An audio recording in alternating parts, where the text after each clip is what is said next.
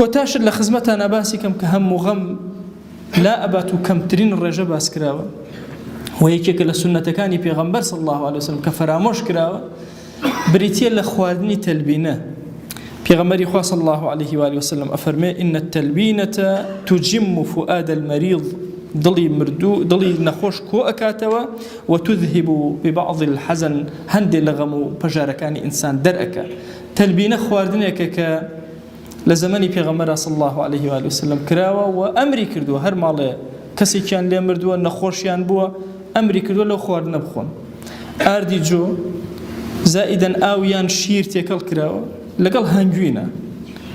ئیتر هەندێک جاری شتی تری کراوە بەسەرا وەکو گوێز وەکو هەندێک لەو بابەتانە لە یوتیوبە هەر کەسێک لێ بدا ئەزانێت چۆن تەلبینە دروستەکرێ وەکو سنەتێکە کە ئینسان غەمبار بوو ئەوە بەکاربێنێ. فەوائیدی زۆرە لە ڕووی طبیە و زۆر شتی لەسەر وتراوە باس کراوە، توانن خۆتان دیقەتی بەرن دیراسەیکەن، نامێ بچمە تەفسیلاتەکەی، تەنها ئەوەندە مەبەستە یەکێک لەو شتانەی کە باز نەکراوە لە دانی هەموو حەزەنە بریتێ لە مەسەلەی تەلبینە کە جۆرە خواردنێکە ئینسان هەموو غەمەکانی پێی کەم ئەبێتەوە و هاوکاری ئەبێ لە چارەسەری زۆرێک لە نەخۆشیەکانە.